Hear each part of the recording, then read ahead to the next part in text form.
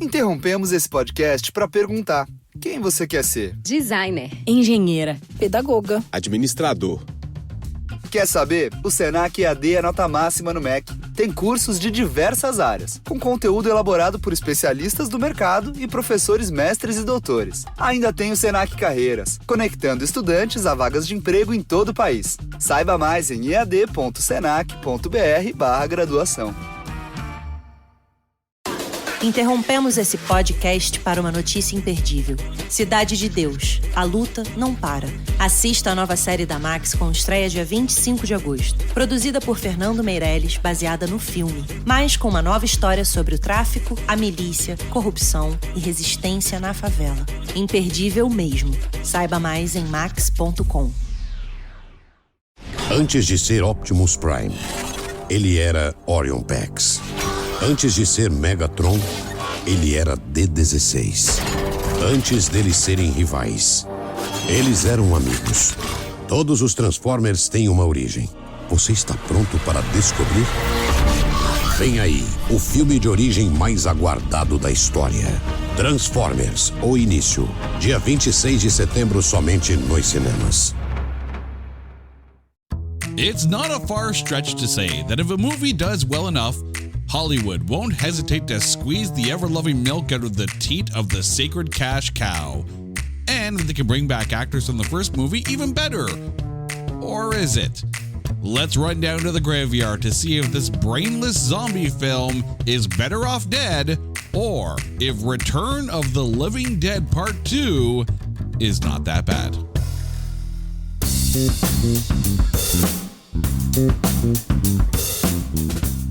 Welcome, one and all, to It's Not That Bad, the podcast that looks for A grades in B movies, and a proud member of the Pantheon Podcast Network. Listeners from wherever you are, from Chicago, Illinois to around the world, thank you so much for tuning in.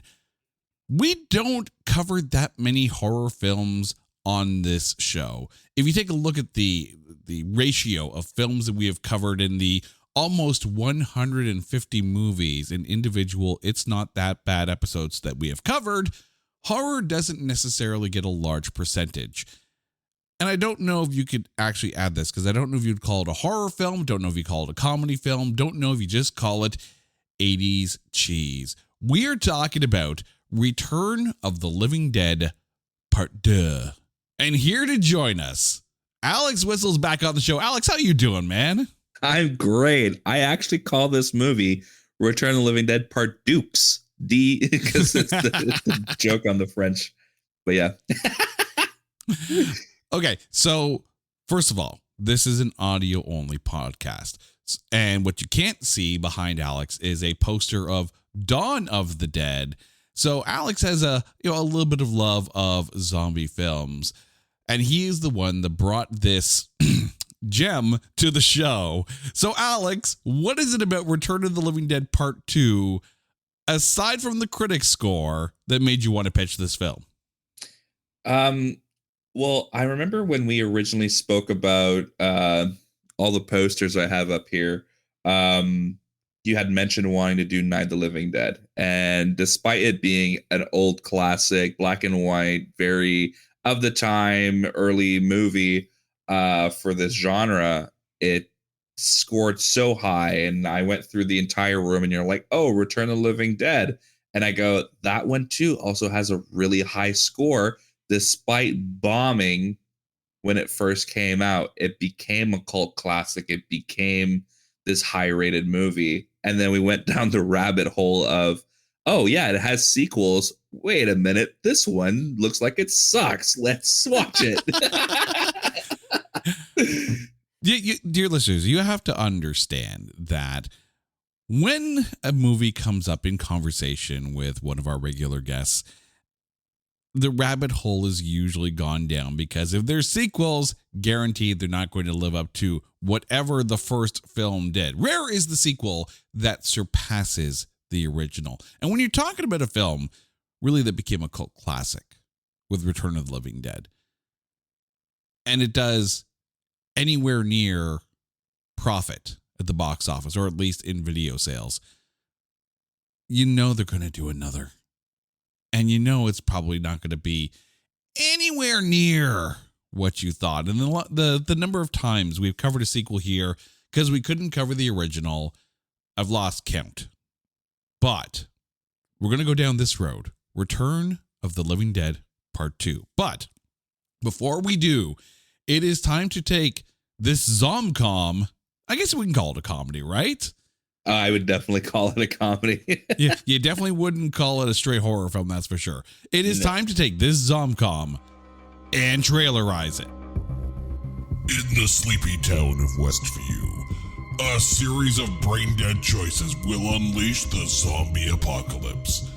From the worst luggage storage solution the army can come up with, to the bright idea of bringing your girlfriend to your day job of grave robbing, to pushing random buttons on an army tub of human goop that releases the green fart cloud of doom.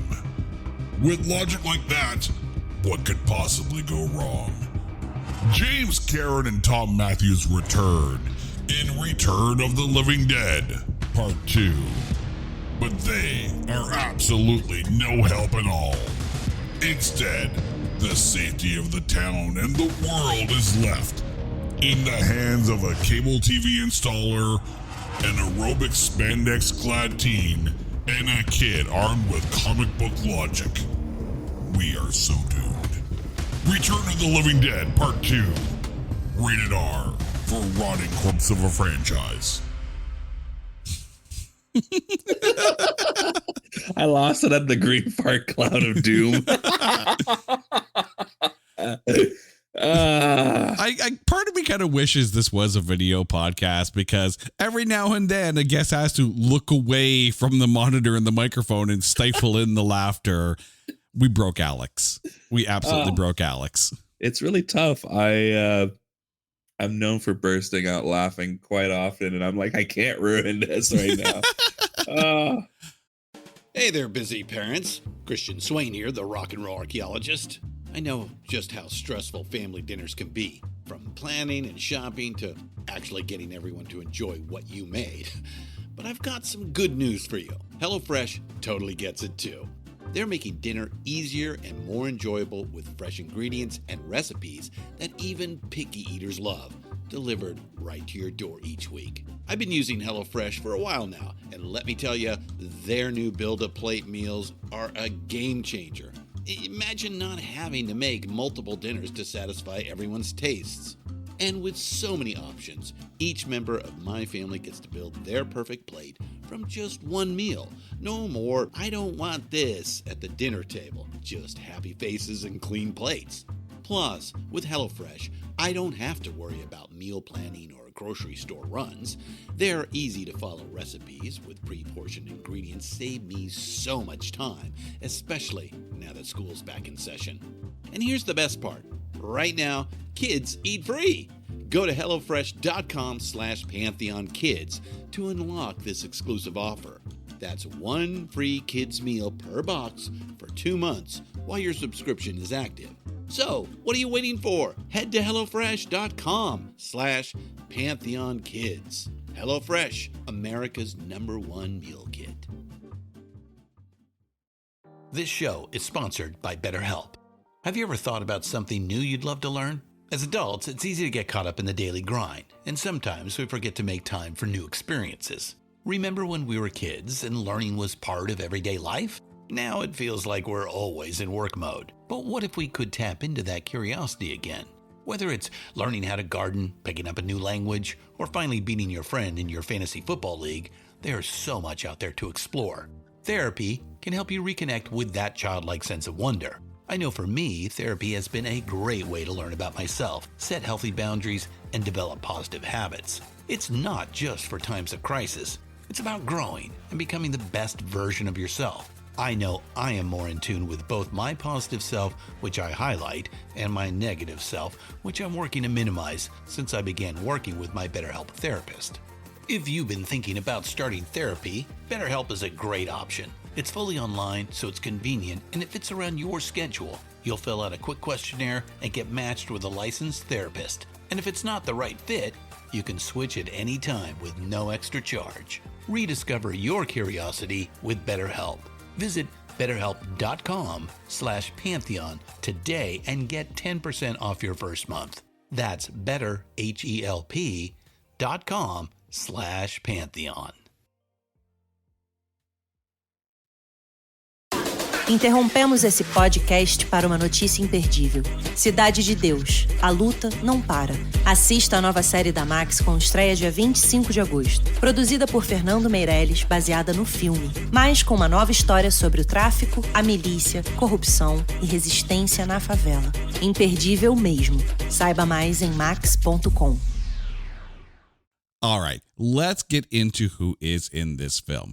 The movie stars James Karen, Tom Matthews, Michael Kenworthy, Dana Ashbrook, Marcia Dietland, Phil Burns, Suzanne Snyder, and Thor Van Lingen. This film is actually the cinematic debut of Marcia Dietland and is the first credited movie role for Dana Ashbrook. Prior to this film, the only movie role he had was in an uncredited role in quote-unquote Boy on Boat in Attack of the Killer Tomatoes. Damn. The ultimate cult classic film. Dana Ashbrook was Boy on Boat. However, there is actually an almost starring in this film. Don Calfa, who played Ernie Kaltenbrunner in the first film, auditioned for the role of Doc Mandel, but that ended up going to Philip Burns. And Thor Van Lingen, who plays Billy, the bully with the braces in this film, actually auditioned for the role of Jesse, but Jesse's role went to Michael Kenworthy. The film is written and directed by Ken Wiederhorn, who prior to this directed Meatballs 2. So talk about a sequel that doesn't necessarily live up to the original Meatballs 2. Right. But believe it or not, there are accolades for this film. At the 1988 Saturn Awards, it was nominated for Best Music. And get this, the soundtrack to this film includes Robert Palmer and freaking Anthrax. However, it lost to Predator, which has a score by Alan Silvestri. And at the 1989 Young Artist Awards, Michael Kenworthy was nominated for Best Young Actor in a Horror or Mystery Motion Picture, lost to Lucas Haas for Lady in White. And the film was nominated for Teenage Choice for Best Horror Motion Picture, lost to A Nightmare on Elm Street 4, The Dream Master. The film had a budget of $6 million and worldwide actually grossed $9.2 million when it was released on the January 15th, 1988 weekend. And I'm old. I'm not going to do the math. I'm tired of doing the math on these years because the further back it goes, the more I need a walker. This film debuted at number 5 with $3.6 million. The highest grossing debut was For Keeps, which debuted at number 4 with $4.8 million. And The Couch Trip debuted at number 7 with $3.3 million. The number one film that week was the 4th week of Good Morning Vietnam. I feel like I need to say that in the Adrian Cronauer voice as I say it, but I'm not going to do that. I'm not going to do that. Also, at number 2 was the 8th week of 3 Men and a Baby. So I have to put this out there though, because I'm curious. Normally a film like this you would expect to be released around, October, maybe September. It's still a zombie film. Mm-hmm. Right after Christmas and the dead of winter, that's when they're going to go with the zombie film. Merry Christmas. That's when they're going to go with the zombie film. I mean, we take a look at sometimes when movies are released. Movies released in January have a really hard go because coming out of Christmas, no one's got any money. The only thing bringing people to the theaters is that maybe they're lucky and they got a gift card for the theater. So don't release your film in January. Just don't do it. But the reason why we are here, of course, is the critics.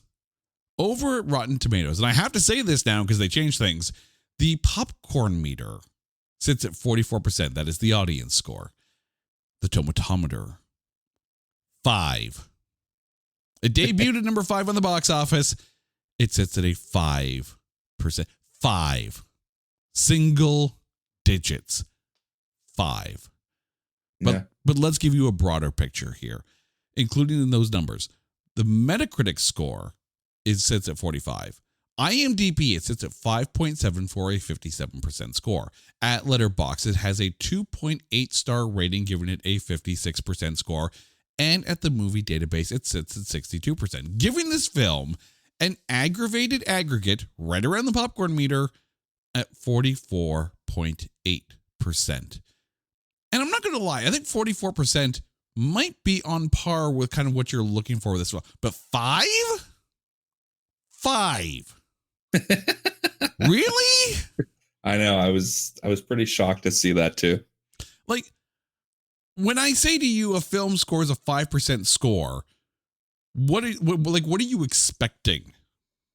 When I see a 5%, I'm expecting, really bad animatronics or like the most disgusting looking CGI or like everybody's first time ever acting. So it's kind of like you're watching this and they just don't have the chops for it and it's just very off. But the fact is that a lot of especially the older actors in this movie have had quite a resume under their belt, So to give it a 5, as a horror, I can understand it having a low score, but as a comedy, I definitely agree with you. The 44% is it's right around where it should be sitting at, honestly.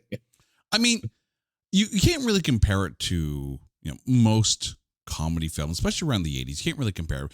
But I want to take a look at horror films for a second here. And I don't want to compare it to the other Return of the Living Dead films because this is the lowest rated of them. And we're looking at that tomatometer, that critic score. And I don't think this film is anywhere near 5%. And I say that because The Human Centipede has a critic score of 48%. How do the critics like a film about sewing people's mouth to ass over something like this? Critics, are you okay? You darty bastards. Is everything okay at home? Because I don't think everything's okay at home if you're liking The Human Centipede more than Return of the Living Dead Part 2. In such a long, there's a big difference between like the world's worst conga line and Return of the Living Dead Part 2. Not the conga line. By the way, if you're doing a conga line and this is how it looks, you are doing the conga line wrong. Get out of the party. You're kicked out. But let's get into this film and figure out why the critics ranked this so low and why they are so ridiculously wrong. And we start with James Karen, who played Ed the Grave Robber. Now, before we get into the performance, it should be noted that James Karen and Tom Matthews were in the first Return of the Living Dead film, playing completely different characters.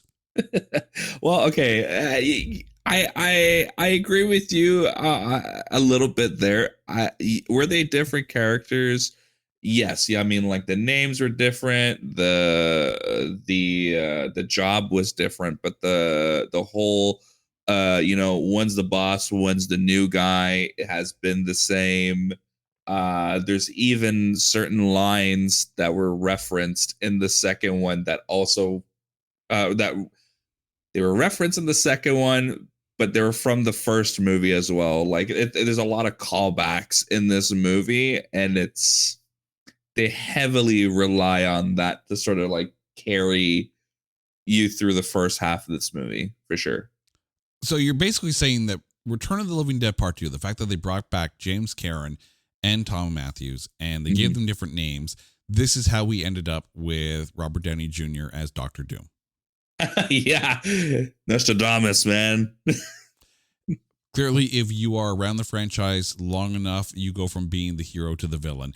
But James Karen as Ed the Grave Robber, your thoughts? Honestly,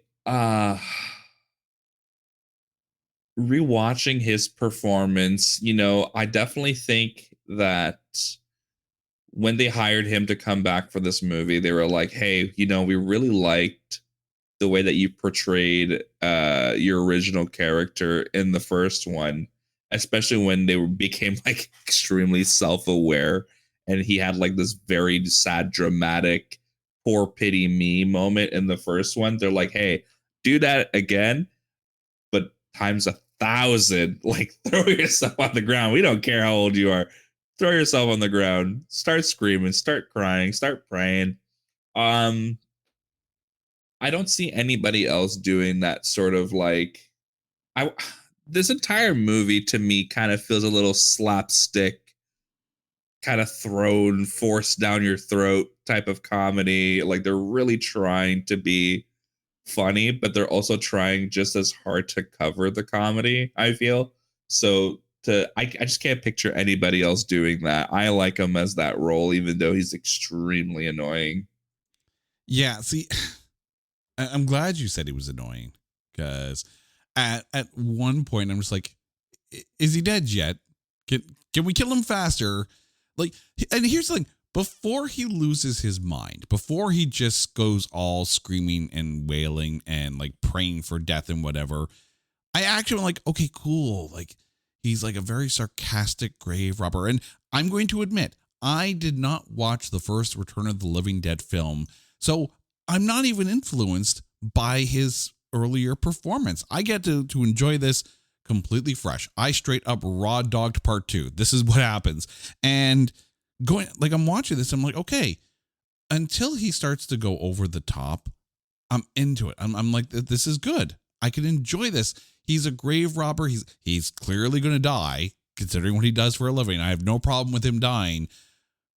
But then it just gets loud and annoying and overly dramatic. And I'm like, at what point did we go from slightly creepy atmospheric, but yet still with a little bit of tongue in cheek, to, yep, we are at this point now. We are the guy in Batman Forever who screams like, it's boiling acid. Like, ugh, that one line signified the Joel Schumacher era and ended our enjoyment with Batman films, at least at that point. Although I do like Batman Forever. I'm not going to lie. I still enjoy it. But that line, whoo. But I mean, like, was it like, at what point were you sitting there wishing for death upon the character? I think it was like, honestly, this is just me speaking here. And Matt probably has a different opinion on this, but for me specifically, is like when they're cutting through the homes, he's still alive or living at this point, but I just got really sick and tired of the loud, excessive whining. Like, the zombie, the dead's back to life.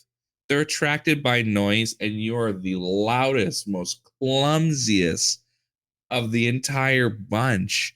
Like, even the girlfriend wasn't even that loud for most of the movie.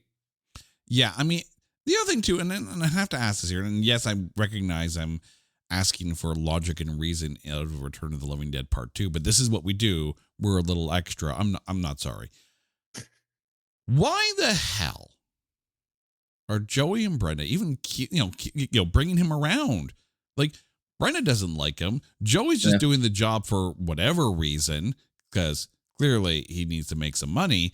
Why are you carrying Ed through this? Like, they have zero connection to him except for Joey's temporary work in digging up graves and trying to steal stuff. Like, you have no reason whatsoever to save his ass. Throw him to the zombies. Let them have a meal and then run.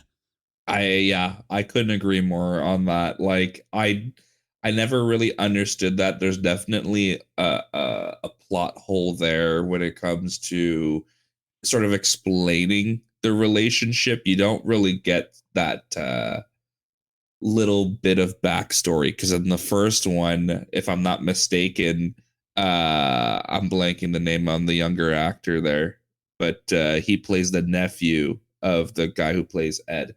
So you have that backstory in the first one, so there's that connection.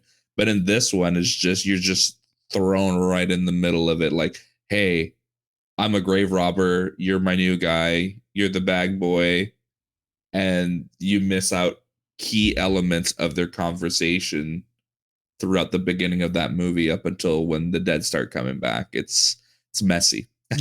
Yeah. And the thing too is that when it comes to a film that kind of fits into the, you know, and I say this with all, you know, love and respect for things that are, but camp. The film is camp. It's just straight up camp. It's fun camp. It's very enjoyable camp. There's nothing wrong with a good level of camp. And we're going to get to this in a little bit later, but the film tries to be two things at once, and Ed fits in one side of it, as does Tom Matthews, who plays Joey. He's the guy who's helping the grave robber, getting paid for him. Your thoughts on Tom Matthews? I like Tom because I was such a huge fan of the first one before discovering number two. You know, I really went into this hoping there would be some sort of explanation as to why the two lead characters from the first movie are in the second one. Because, spoiler alert, not so spoiler alert, the movie's old. They all die in the first one. So that really confused me. You know, he plays the part well up until when he becomes a zombie, and I'm not a big fan of the whole they're still conscious, they still talk, they still think aspect of the genre, well, that specific movie, up until like when he's like trying to interact with his girlfriend as a zombie. It's just I don't even know how to explain it. Like it kind of like turns me off a little bit when it comes to the zombie genre, and like the movie itself. I feel like they're just trying really hard to rush the character and put focus somewhere else. Like they were just there to like get people in to watch the movie. But he plays the character well up until the zombie part. Yeah, I mean, obviously we're not going to compare The Return of the Living Dead to a film like The Dead Don't Die, which the zombies don't say really anything except for Iggy Pop going coffee, which don't get me started on The Dead Don't Die. There is a very small list of films that I'm probably going to refuse to do because I can't afford the therapy that it would take for me to get through that episode. The Dead Don't Die is on the top of that list. Not going to happen. Band ain't playing Freebird, and I ain't doing an episode on The Dead Don't Die. It's not going to happen. But I mean, you're also not going to compare this to something like The Walking Dead. You're not going to compare this to a film like World War Z. It's not going to happen. But if you're taking a look at more comedic films, we've covered a couple of them on this show. The Scout's Guide to the Zombie Apocalypse is an absolutely hilarious film. Love that movie. Love it to bits. But the zombies are still zombies. They are brain dead. They moan. They groan. And you can see there's that little remnant of what they once were, in that they have almost a homing sense to go home. And that's okay. I'm fine with that. Even I can't remember whether it was a Britney Spears or Mariah Carey dance-off scene with one of the zombies. The Britney Spears, yeah. But I mean, like that, in that film, it worked. Because again, you could sit there and say there's that lingering little brain. But in some cases, more importantly, in Joey's case, it's almost like he's having conversations with Brenda. And I'm just like, no. Brains? Okay, fine. Right? Yeah. Say you want to eat brains. Cool. Just moan and groan, whatever. The zombies, and maybe we need to talk about this right now because, we're talking zombie films here. We need to talk about the zombies. This is how I knew I was in for straight up camp comedy film, is the scene where all the zombies are coming out of the ground. Right. And at this point, I'm like, oh my God, it's like zombie slapstick comedy. And I'm kind of here for it. And the thing is, Ed and Joey in this film fit into a, I don't even know how, zomstick comedy. I'm fine with that. But you can't take anything else seriously in the film. But the other thing too is that if you take a look at other characters in the film, you can look at them as more of a, I don't want to say Goonies, because I mean that's like a pinnacle, but it's also not a bad reference. Like there are some Goonie levels of acting in this film, and certain characters make this less camp and more of a lighter zombie film rather than a straight up zombie comedy. And again, you're walking two different paths. Yeah, the more that you're explaining that, the more I'm re-seeing the movie in my head, and you can definitely tell that there's definitely two movies happening in this. You have Ed and Jesse and the girlfriend, they're experiencing their own movie, which would be the comedy of it all. And then you have I'm blanking the name, but you have the kid brother, the sister, and the TV guy, and they're experiencing the more horror side of this. Like, sure, they have the little bit of like haha, or that was kind of like silly moment, but they were the more serious side of this movie, while the other ones were just strictly referencing comedy. Yeah. And since we're on that side of it, since we're on like the camp side of this, we need to talk about Suzanne Snyder, who played Brenda, the redheaded girlfriend of Joey.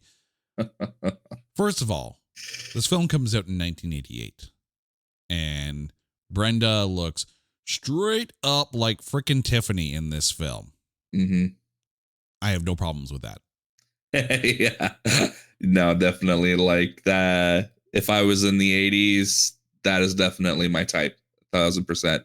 Oh yeah. And the thing is, of the three of them, Brenda is probably the best character because she's trying to save Joey. She's the one trying to say, leave Ed behind. Like we need to bolt the hell out of here. And the fact that they cross each other in the graveyard and then they can come back, it's like oh my God, it's like a freaking Scooby-Doo episode at this point.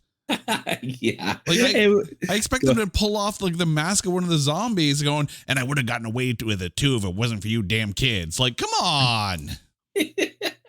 I love that character because you never expect somebody with that look, and the way that they started portraying her a little bit in the beginning, kind of like as the whiner, because she started off as the whiner, be the one that's most level-headed. And yes, that is a little bit of a zombie joke there because they're after her brains. So, it was enjoyable to see that sort of like switch within that sort of, like you said, 80s zomcom. Like, I'll be honest. When I watch a film like this, I start to make mental bets as to who is going to be the first person to get killed. Right. And the minute Brendan was like, come on, I just want to go have a good time. I want to go party. I'm like, you're dead.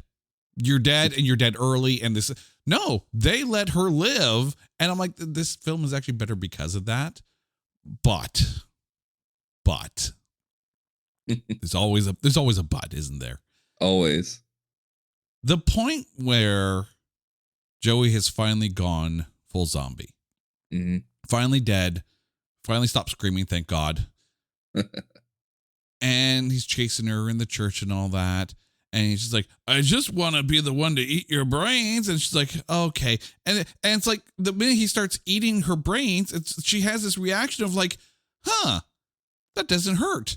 Like, what the hell is that? Yeah, me, I did a double take too at that part. Like, this is what I mean. Like, there's these little bits of like, you go, wow, like, you really had me fooled there for a sec that you were acting. And then you pulled like that sort of stunt where you're like, oh, I wouldn't say like over the top sort of reaction, but to me, it feels a little over the top when they kind of go, oh yeah, it doesn't hurt, or like, oh, that wasn't so bad. And this is what I mean. I feel like even the people involved in this movie kind of realize that there's multiple things happening at the same time, and it's just kind of like, all right, let's just brush this off under the rug, because I think right after that scene, you don't see Ed or Tom Matthews. Yeah, Ed or for the rest Joey or of the Brenda, movie. they're gone. Yeah, where did they go? I don't know, because you don't see any of them die. Truly. We saw Ed and we saw Joey transition to zombies, but we didn't see them in the end. By the way, this film is, and I said I wasn't going to do the math, but I lied. It's 36 years old. Spoilers like a mofo. But the Brenda basically giving up, and then like I'm sitting there going like, do you like having your brains eaten? Because your reaction tells me you kind of like having your brains. Like, does it tickle? I don't know. Like, and I do appreciate that this film is aimed at a more family audience. Like, it's rated R. It has no place being rated R. This is not an R-rated film. No, PG-13 at the most. Yeah. Now, apparently, the MPAA said that they would knock it down to PG had they altered or changed the scene in the hospital where the zombie gets shot in half and like half the body is walking away. That's the only reason apparently that this film is rated R. But this film, there's nothing inherently wrong with this film. Are there zombie guts? Is there zombie goo? Yes, but none of it is gory. It's all very tame, to the point of, if I sat there and watched it with my teenage son, I would have no problem, because it's goofy enough that it's not horror. And maybe in that sense, getting back to Brenda here, maybe in that sense, that's why they basically made it as almost like a non-reaction. Because I mean, like, if she was like in tears and crying and crumbling away as her boyfriend is eating her brains, okay, you know what? That could sit there and be rated R. But maybe they tried to stay with a more wide audience appeal, because the minute you go R, especially in the 80s, right? The minute you go R, you limit the amount of money that you can bring in. Mm-hmm. Now, admittedly, you're gonna make that in VHS sales. I get it, but this film is fine. It's not scary. It's not gory. It's campy. Yeah. I think they would have done. I think, because here's the thing, especially in the 80s, it's so hard to kind of like target an audience with physical release. But had they just removed that scene, because really that scene didn't do anything for the plot. They could have easily taken that little part out, and it would have brought down the rating. But with like VHS sales, like you mentioned, right? Look at like Nightmare on Elm Street, right? They came out with a double tape special edition, which had those additional scenes, that had those like special extras on the tapes. You could have easily, had this been marketed more properly, you could have easily come out with some sort of like limited edition tape that had those like extra quote unquote gory or action scenes that would have caused the R rating, and that would have been its own issue at the time. But yeah, sell the special edition. It's like the version that couldn't make the theaters. Like, horror fans are gonna go, what?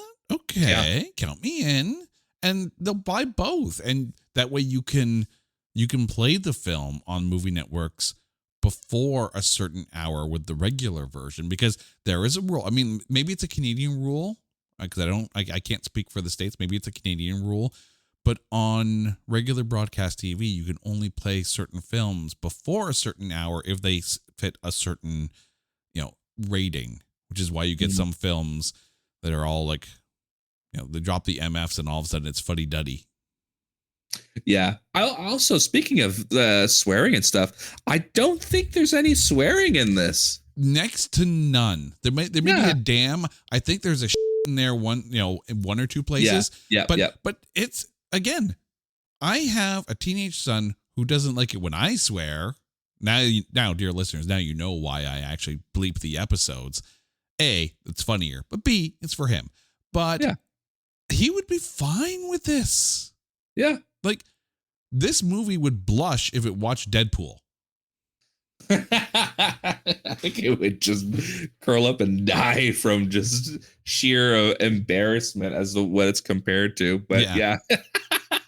Like, this is not the second feature, in a double feature that has the human centipede, okay? Michael Kenworthy, who played Jesse, the young kid in this. Then this is where, like, you take a look at this group of actors that we're about to talk about. This is where the film sits in a more serious take, where it's still a lighter zombie film, but these are the characters that make it a much more, I don't want to say realistic zombie film because they're freaking zombies, but your thoughts on Michael Kenworthy? I like him. I remember we did an episode, you and I, where we were talking about how, child actors get a bad rap for the way that they act because of their children. And then I think you had mentioned, like, we should, there was an award thing that used to give out, like, the worst actor to children, and then you just stopped doing that. Yeah. Honestly, compared to the one who played the brace bully, I just finished watching this movie and I'm blanking on the name, but anyways, that kid there, Jesse, did the best acting that I have seen for a child actor in an 80s horror movie, with the exception of, like, the Poltergeist movie and stuff like that. But, like, considering that you got thrown into a crazy sequel, that kid probably had never even heard of the first one. Probably, and again, you said that his previous role was boy on boat, No. That was Dana Ashbrook, who played the cable guy. Okay. Well, I'm just saying, like, this kid really had, like, the big chops for this role. Like, he did a lot of physical stuff in the movie. Did a lot, I wouldn't say that he knew his line. I don't know that behind the scenes stuff, but, like, delivered his stuff really well. He was believable as a child in this situation, I feel like. Yeah. Yeah. I mean, I always hesitate to, I don't want to say diss, but criticize a child performance in a film. Luckily, Michael Kenworthy puts in a fantastic performance with this film. And the role, here's the kicker part. The role is smartly written. Like, here's a kid who clearly reads a lot of comic books, because apparently when it comes to this new development in Westview, comic books equals currency for kids. But, but again, we're talking the 80s. That's whatever, right? Give a comic book, that's your way into the club. Okay, I get that. Plus, it's the Spider-Man comic book, so we're cool. But the things that he does in this film, Jesse, the character, they make smart, logical choices, right? And everything that he does makes sense. When he tries to get away, right? Of course, he stomps on the toe and runs as fast as he can, kind of like, that's cool. And then when he goes back to the tank, Jesse has the forethought to get a mask, like basically like a filter mask and a set of goggles, because he knows what's in there, because he saw what was in the window. So he's making smart choices. And really throughout the movie, while he's not necessarily the one coming up with all the ideas, because this, he's not like the most brilliant person in the cast or in the town, but he sure as hell ain't the dumbest. He's actually one of the smarter characters in this film. And even when he delivers, like, the lines, right? Because he's got some good ones here. Because when he stops Billy, the bully, Billy, yeah, and like stabs him in the mouth with the screwdriver, and he delivers that line of, that's what you get, no brains in a big mouth. I'm like, dude, that's awesome. Like, Yeah. I like this character, and I think you're right. This is one of the better child performances in a admittedly comedy-oriented horror film from the 80s. Michael Kenworthy freaking came to play, and he did a fantastic job. Yeah, no, I love that character. Because like again, he's not your action hero. He's not in any fight scenes. You know, the odd fight scene that he is in is like self-defense against his own sibling, or against Billy, which again, very believable for a child. It's nothing extreme that puts that actor in danger. So it's just very believable. It's perfect. He delivered. It was, there was in my opinion, a small slip up in the beginning when he does make it back home from discovering the Tarman zombie, which kind of makes me cringe every time I see it, because he's like, oh, the zombie, or not the zombie, the tank, and you should have seen it. There was this big gooey guy, and it's just that delivery kind of makes me cringe. But otherwise, he's like, oh, we got to go to the docks. He's 2 doors down. I know things because I wrote the number down. I went back. I knew that we shouldn't have messed with that, but they mess with it anyways. And, and he was super involved when it came to being part of a team. It took him a little bit because, again, as a child, you kind of just want to do everything on your own. But eventually, when he made it back to his team, he's super involved in helping them out, whether it's like the brain distribution system out of the truck, or, luckily for him, he was the smallest one to squeeze through that little opening to save the day, essentially. So, yeah. And then, of course, you have his sister Lucy, as played by Marsha Dietland. Somewhat 80s tropey, the fact that she's doing the 20-minute workout there on the TV and like straight up like spandex and all that kind of stuff. But I mean, like, it's the 80s. That's what the 80s was. And if you didn't live in the 80s, this actually isn't that far off. But your thoughts on Marsha Dietland? I like her. Being the oldest sibling, I can understand some of her choices when it comes to Jessie. I kind of find her a little bit annoying too, because she plays heavy on my younger brother knowing something right. Like that'll be the day, or, completely discrediting him. And it's like, okay, we are in completely crazy situation here. Maybe give him the benefit of the doubt and not have to make him prove himself so hard. I also find it a little cliche when it comes to like the romance part for her, kind of like, oh, I don't know who you are because I think I'm too good for you. And then, by the end, she goes, oh, I totally remember who you were before the climactic kiss, before the death. But then she got saved. So, yeah, that's my thoughts on the character and the portrayal. I mean, I hate to draw back to the same reference point, but I'm going to draw back to the Goonies once again. And I take a look at Marsha Dietland in this, and remember that this is her very first film role. Mm-hmm. I look at Marsha Dietland's performance, and keep in mind, this is her very first film role, and I compare it to Carrie Green, who played Andy in The Goonies.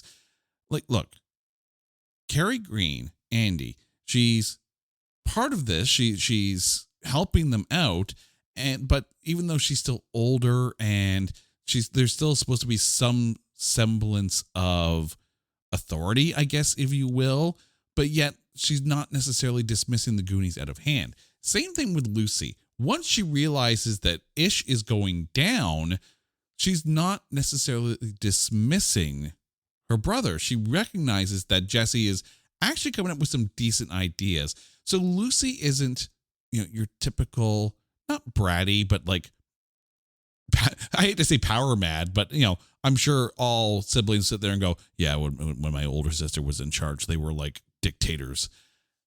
Lucy's not a dictator in this. She's trying to lay down the law, and I think it's more along the lines of like, you got to do what mom and dad said, because I don't want to get in trouble for you not doing what mom and dad said. That makes sense. Then there's Dana Ashbrook, who played Tom, the cable installer, who a little bit older than Lucy, maybe like a year or two kind of thing, but clearly it's the meet cute kind of thing. But your thoughts on the not Jim Carrey cable guy? I like that actually. I definitely think he was a good filler. He wasn't necessarily the star of it.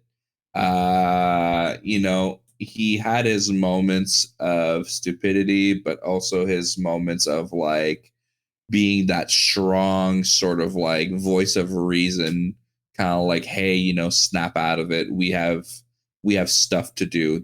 We're in serious poo-poo right now. But for me, I had a good laugh because, again, spoiler alert, they end up at that electric facility, and he's just going to town, ripping apart these boxes and rewiring stuff. And I said to Nat, I'm like, it's funny because he's only relevant because he knows what to do in this specific scenario. If it was any other person that was, if this guy was a gardener, for example, because the houses are under construction, or even a construction worker that didn't know anything about electricity, would that ending still happen the way it did? Would it still be relevant? Yeah, no, it wouldn't. Like if he was a gardener, they'd be killing the zombies off with pesticides. That's pretty much how it feels like it would have gone. You need to have someone that made sense to enact the plan of what they were doing. And yes, because he's a cable installer and used to dealing with, electricity, that's why he knew to shut things down and then deal with the cables. And then when they fire things up and there's enough water on the ground, and things are going to get shocked. And again, these are smart performances. And I like the fact that they didn't have Tom basically macking on Lucy the entire time and make it like just sleazy. Like he's taking things serious. He's helping protect the two of them, and the three of them are kind of working together as a team. So it is very much one of those, they're in this, life and death situation. So they end up kissing once they realize that they're going to live. Okay, cool, cliche, but it's the movies and everyone does it. So if everyone does it, I guess it's okay when it comes to that. Meu nome é Cairo Santos e eu sou kicker e único brasileiro jogando na NFL. Cada chute, cada jarda conquistada, cada passo me levou para mais perto dos meus sonhos.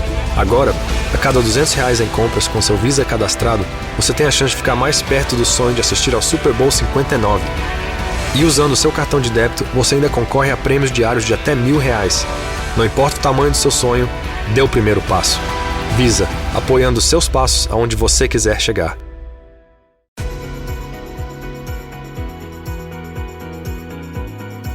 Dona do lar, eu sou dona de mim. Se eu nasci pra casar? Não, eu nasci pra brilhar.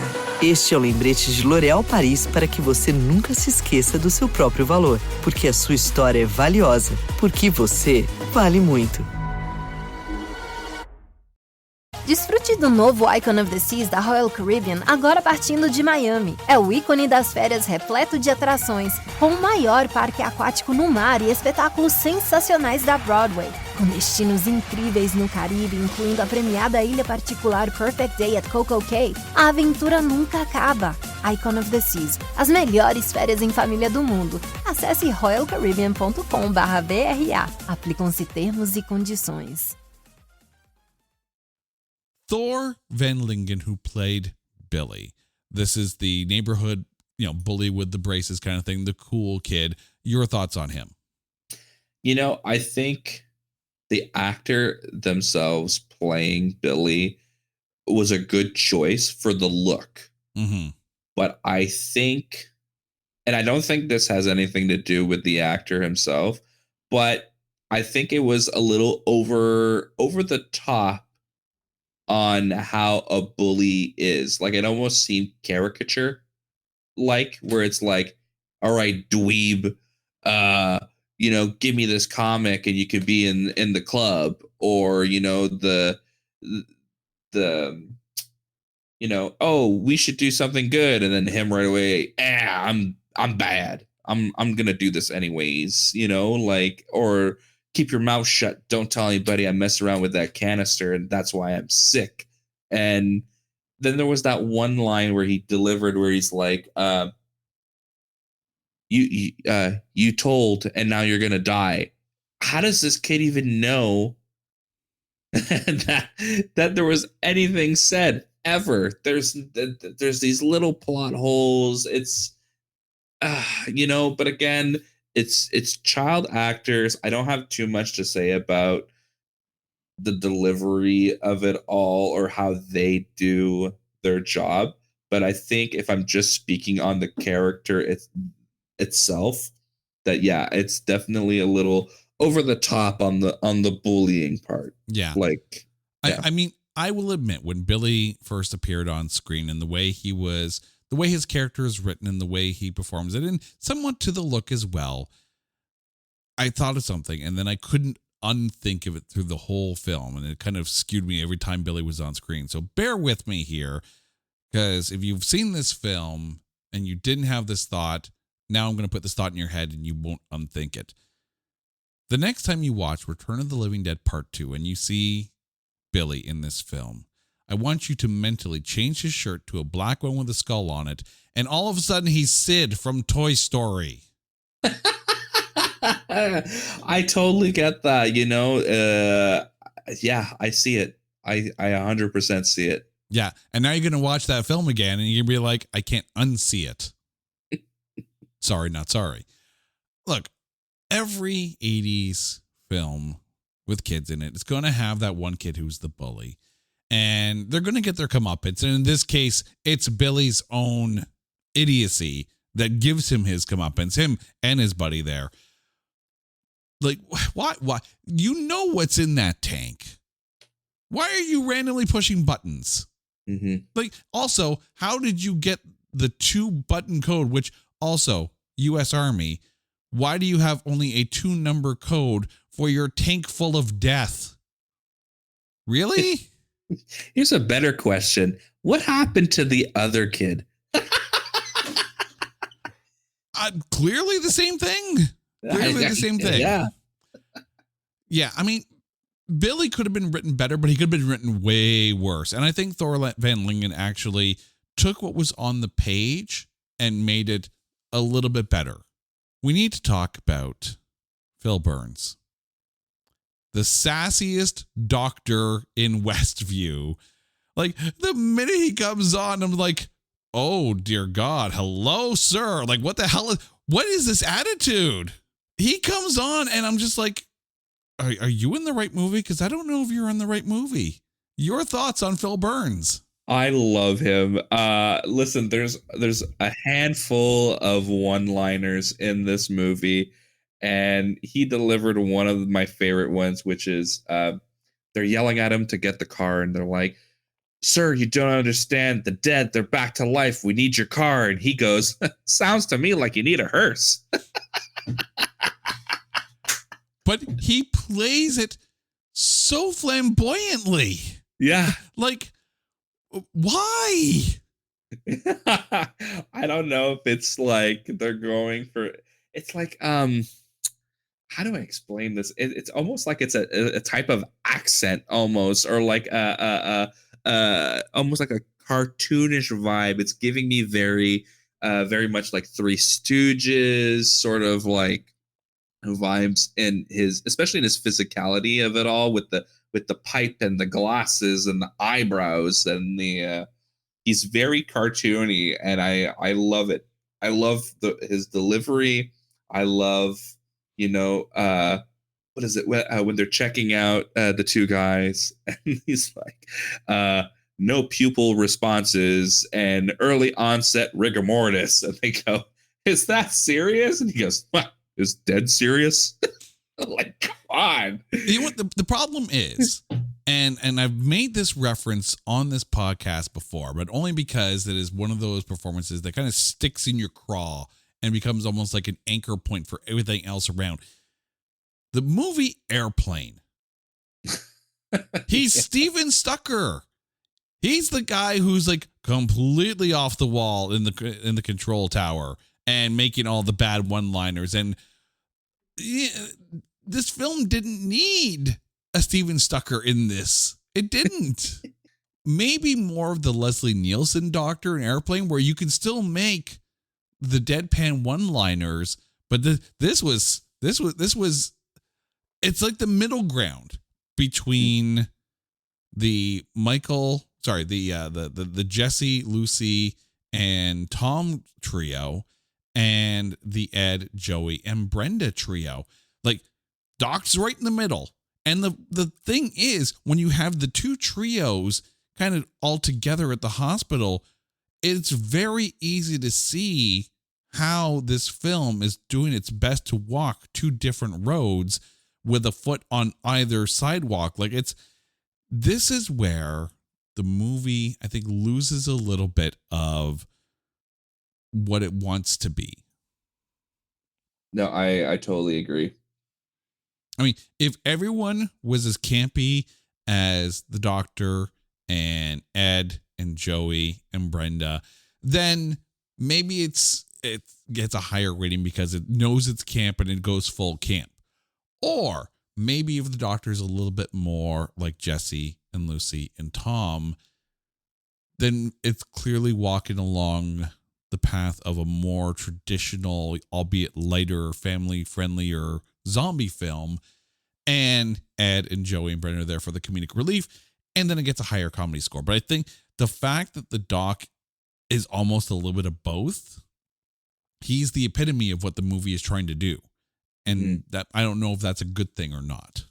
I'm also thinking about that. It's like, I don't know if that was, but I like to think that the fact that he survived speaks pretty loud, because they could have easily had him in a situation where he ended up dying, because it's not one of those.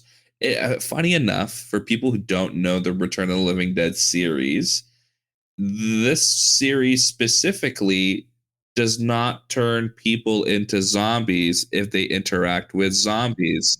So it's not one of those widespread epidemics. So, they're not going to make him turn into a zombie. So they're either going to kill him or they're going to keep him. If they decide to keep him, he wasn't good, but he wasn't bad either. Like, he didn't really have much to bring to either side of the team, There was no saving the two guys, and there was no helping, essentially. He happened to be at the right place at the right time for most of the movie.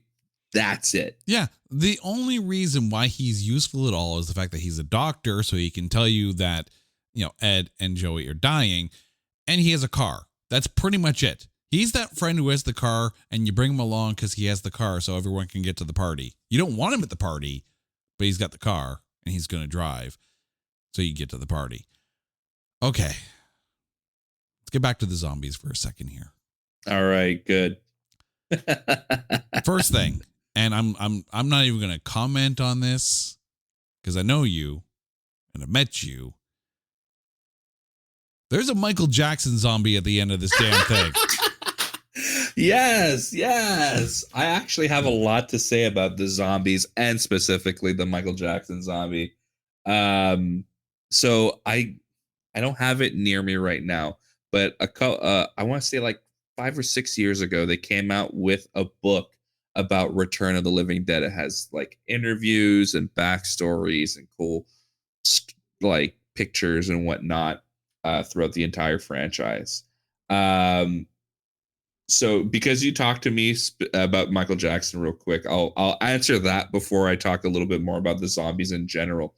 So that specific reference was extremely controversial at the time because you just had Thriller happen. It's on the rise. it's still number one. Bad just came out and they go, a zombie movie. We're in the 80s. Let's throw a Michael Jackson reference in there without clearing it. So this movie got a lot of flack from the people who represent Michael Jackson at the time, kind of being like, you used his likeness without authorization. There wasn't any like proper action or consequences to that sort of thing. So I don't know what the end result was. The guy who played the Michael Jackson zombie played one of the people in the first Return of the Living Dead, which I thought was a cool little fun fact. Another fun fact about the zombies specifically in this movie. So the first movie had so much drama revolving around the name and the nature of the movie because there was publishing issues with George Romero's Night of the Living Dead. And so they had to change a lot of things around for the first one. But then when they came out with the sequel, everybody who essentially worked on the first one was like, if you copy us because we didn't want to make a sequel, we're going to sue you. You guys are going to get every cease and desist. So they really had to like last minute redesign all the zombies. And I don't know if you noticed, you, Jason, but the zombies in the movie are the same zombies throughout the entire movie. Oh, yeah. I mean, the fact that this film, only had a budget of $6 million, of course, they're going to reuse some of the extras. And it's also a small town, too. And the fact that the rest of the town has been evacuated by the army, except for, a very small handful, because clearly they did a bang up job of evacuating the town. Also, where was everyone else when they were evacuating the town? For reals? My guess, they're not going to go check a cemetery to see if there's two grave robbers and a girlfriend just chilling. And I don't know what the mindset is or what the situation was in the housing projects that were being built, where, it was just 3 homes that were being occupied. Why wasn't this talked about on TV? Why wasn't it on radio? Like, there's a lot of questions revolving that. There's in fairness, so you do have only a few of the houses being occupied at this point. The rest are still being built. Okay, no problem. Jesse and Lucy, they didn't have cable TV installed, hence they have the cable guy show up. So there's something there, right? But everyone else seems to have TV. Everyone else seems to have been settled. By the way, the book you're talking about is The Complete History of the Return of the Living Dead, written by Christian Sellers and Gary Smart. So it's out there and you can still get it as an ebook. So by all means, go and get it. But one of the things, the zombies are okay, but they definitely are the key factor in turning this into a comedy. And again, as mentioned, in talking about Phil Burns, either go comedy or don't. And you can still be a family-friendly zombie film without being a complete camp movie. That's okay. But I don't know. I have no problems with the smaller zombie cast. I have no problems with, a streamlined production budget in order to fit into the $6 million, because apparently it cost a lot of money when they hand drew all the electrocution lines in the finale. So they put some good work into the film. I just don't know if it's almost like they told this trio, all right, this is a straight up comedy film. We're going to have some fun with this. And they told the other trio, this is a zombie film. You need to play this serious. And I don't know if they got the same memos. Yeah, I definitely think that there was lost communication there. I do want to say real quick, I did find the book. Mm-hmm. Bam. This was honestly one of my most favorite purchases because, like, again, huge fan of the series. But I actually didn't even know, because you said that they hand drew the electric visual effects there in the finale. I didn't know that. That's fun. the things you had to do in the 80s to make things look really, really cool. I mean, but a lot of those kind of effects were hand drawn at this point. And the thing is, at least the zombies, for as camp as they looked, and the movie's a little camp, so I'm okay with some campy looking zombies, but there are some good practical effects in here. The aforementioned zombie cut in half, and the bottom half is walking and the spine is moving as it's sticking out. Like, there's some actually decent makeup work in this film, so long as you can get past the campiness of the zombies' performances. Yeah, I couldn't agree more there. One of my favorite effects, or the practical ones anyways, in this movie was the grave robbing zombie, because he sits up, he's moving, he gets the crowbar out of his head. Could it have been smoother? Maybe nowadays, sure, but for an 80s movie, I definitely think that specific animatronic was a lot better looking than the first Terminator, for example, when he's digging out his eye or whatever, which speaks a lot. Another cool effect I really love too about this movie is the severed head zombie, because honestly, that zombie again is another reference to the first movie, but I can't help but look at it and not think of, get that damn screwdriver out my head. Yeah, I'm so glad you brought this up, because some of the freaking dialogue that they give the zombies, I'm like, what are you trying to do with this film? Do you know what you're trying to do? Because I don't think you do. Oh no, it's silly. I love it.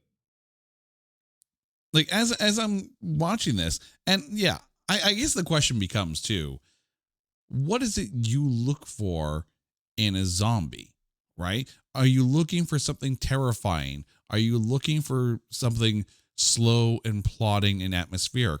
Or are you looking for something fun and jokey in a movie like this? And that's okay if that's what you're looking for. And yeah, this zombie head, get that damn screwdriver out of my head. I'm just going through some of the quotes now, and it's just like, whoo. So I have one more thing to say about the special effects before I answer that. And I think you're going to enjoy this, because I feel like you probably saw this too. When they drive through the garage door after getting into the car, there's a zombie that lands on the windshield and it shatters the windshield. But then the next scene, the windshield's fine, untouched. I don't usually catch these movie mistakes, but I wanted to bring that up to you. Yeah, and again, $6 million budget. That might be your answer right there. What I look for in a zombie, so it's tough, because I have seen like I Am Legend. I've seen both Dawn of the Dead, the original, and the remake. I've seen the Return of the Living Dead series. I've seen the Romero stuff. I've seen the Resident Evil movies, just to name a few titles, because each one of those movies have such different definition of a zombie.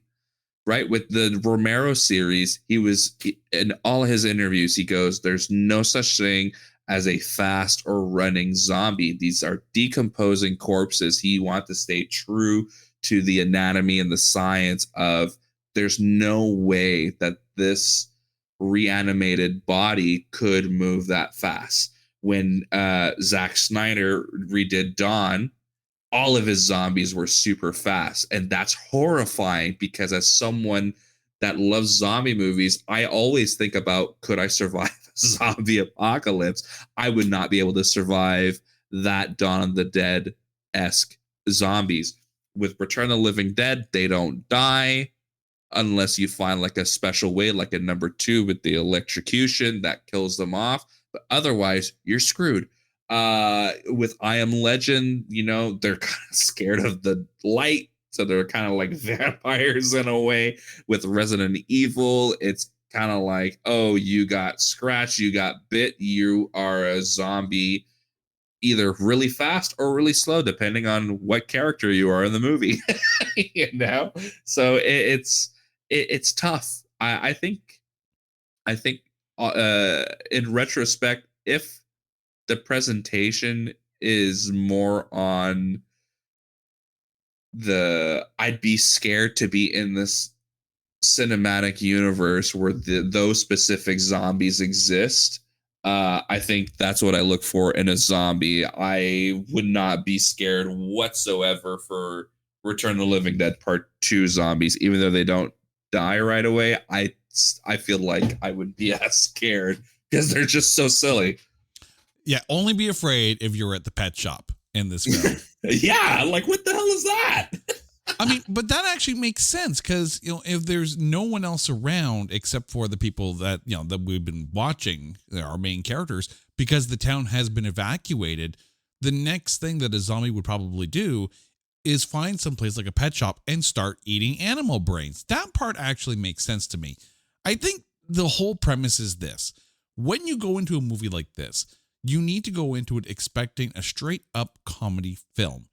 This is one of those films where if you go in expecting an atmospheric, spooky, creepy zombie film, you're not getting that. You're also not necessarily getting a straight out and out, like, planned comedy. I think the comedy in this kind of fits in that unintentional comedy. Yes, they're trying to be lighthearted. Yes, they're trying to be a little bit more family friendly. Go in expecting that, and you're going to have a good time because it's camp, and camp is fun.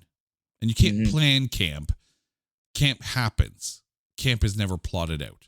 This is camp, and it does it well. All right, we have come to the end. So, Alex, who is your MVP of Return of the Living Dead Part 2? My MVP is going to have to be superstar Jesse for obvious reasons, but in case none of you have realized at this point, he is the hero of the movie, in my opinion. You're not wrong there. Michael Kenworthy is actually my MVP as well. Look, this is one of the better child performances in a film that we have reviewed on this podcast. Michael Kenworthy deserves all his flowers. He did a fantastic job on this one, and the movie is better off for it because of him. Because again, it's not just he's being the smart kid in a bad situation. He's got some decent lines. He almost fits the perfect tempo of what Return of the Living Dead Part 2 should be taken in as. Michael Kenworthy saved this film. Alex, thank you so much for this. Now, before we go, please remind our listeners where they can find you out there on the interwebs and what you've been up to lately. So, if you're into music, you can find me on YouTube under AC Official Music Page. Or if you like photography and you want to follow a little bit of my personal life, you can always find me on Instagram under Photographs by AC. I've been doing a lot of shows lately, and the pictures are just flying out right now. So, and dear listeners, you'll be able to hear Alex during Mocktober. So be prepared. There's another zombie film coming, and I don't know if Alex is ready for this one. I'm scared. I'm so scared. This is what we do on the show. We torture family. Alex's family, we torture him. Alex, thank you so much. And dear listeners, you guys know the drill. If there is a movie out there that you think is unfairly maligned or is just so bad that there is no way in Westview that we can find anything good to say about it, hit us up on social media at NotThatBadcast or go to our website at NotThatBadcast.com and go to our blog page. You're going to see the 5 movies that we are preparing for Mocktober. Drop us a line and let us know what you thought of those films so we can shout you out in the show. Until next time, he's Alex. I'm Jay. You guys are awesome. This is It's Not That Bad, a proud member of the Pantheon Podcast Network. Take care.